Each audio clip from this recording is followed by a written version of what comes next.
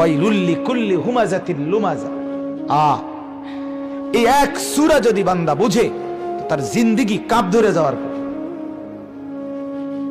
পুরা জীবন কেঁপে ওঠার কথা। জাহান্নামের আগুনের এত ভয়ঙ্কর বর্ণনা আল্লাহ তাআলা আর কোন সূরায় দেয় না।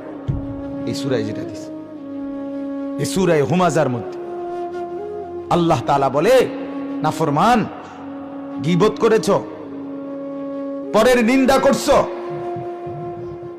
পরের মুখে মুখে, পরের সামনে বা পেছনে তারে মুখের কথা দিয়ে কষ্ট দিছো, তো তোমার জন্য যেই আগুন জাহান্নামে জ্বলবে, আল্লাহ বলেন আমি সেই আগুন আমি আল্লাহ নিজে জ্বালায় দেব। নারুল্লাহিল মুকাদা, আমি আল্লাহ আগুন জ্বালায় দেব বেটা। আল্লাহ তাআলা বলেন, আজীব কথা শুনেন, দুনিয়ার আগুন এখানে যদি লাগে, কারো গায়ে লাগে, তো একদিক থেকে পুড়তে পুড়তে আস্তে আস্তে ভিতরটা পুড়ে সবটা জ্বলে যায়। কিন্তু কিছুক্ষণ পুড়লেই, যথাযথভাবে না নিবাইলে হয়তো তে মরেই যায়। মরে গেলে এরপরে যদি বাকিটাও জ্বলতে থাকে, পুড়তে থাকে ভিতরটা ধীরে ধীরে, তার তো আর কোনো অনুভূতি নেই। কথা বোঝেন নাই? হে তো মরেই গেছে, এবার এটা মরে সারাই পুড়তে পুড়তে যদি পাউডারও হয়, একেবারে যদি ছাইও হয়ে যায়, তার তো আর অনুভূতি নাই। কিন্তু আল্লাহ তাআলা বলেন, বান্দা, এক নম্বর কথা হলো জাহান্নামের আগুন যখন একদিক দিকে জ্বলবে, ওই একই মুহূর্তে পুরা দেহের ভেতর বাহির সব একসাথে জ্বলবে। দুই, জাহান্নামের আগুন যখন উপরে লাগবে, তখন একই সাথে ভেতরের কলিজা ওইটা শুদ্ধ জ্বালায়া ফেলবে। আল্লাতী তাত্তালিউ আলাল আফইদা। তিন নাম্বার হলো দুনিয়ার আগুন কিছুক্ষণ জ্বললে তো পুড়ে যায়, মরে যায়, রুহু চলে যায়, আর অনুভূতি থাকে না।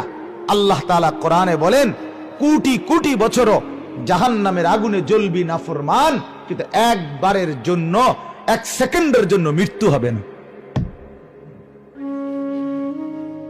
মৃত্যু হবে না।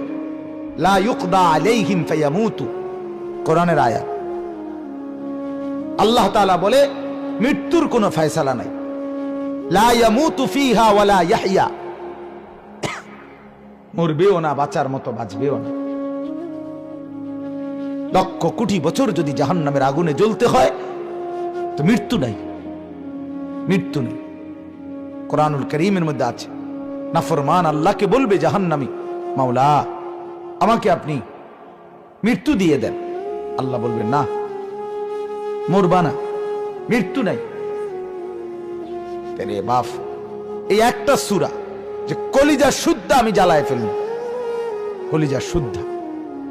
মানুষের কষ্ট দিছ, মানুষের নাফরমানি করেছ, চা দোকানে বসে বসে লম্বা লম্বা বদনাম করছ, কোন সাহসে? কোন?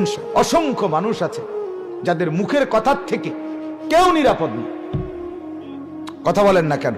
একটা মানুষকে নিরাপদ রাখে না সে। এমন অসভ্য অভ্যাস, এমন নিকৃষ্ট বদ অভ্যাস। একবারে বসছে 14 গোষ্ঠী, পুরা গ্রাম এলাকা, পুরা এলাকার সবার বদনাম কইরা এরপরে নাফরমান হবে। নাউযুবিল্লাহ, নাউযুবিল্লাহ, নাউযুবিল্লাহ। নিকৃষ্টতম গুনাহ। আল্লাহ নবী সাল্লাল্লাহু আলাইহি ওয়াসাল্লাম বলেন, ওয়া হাল ইয়াকুব্বুন নারা আলা মানাখিরিহিম ইল্লা হাসাইদু আলসিনাতিহিম। আল্লাহ নবী বললেন,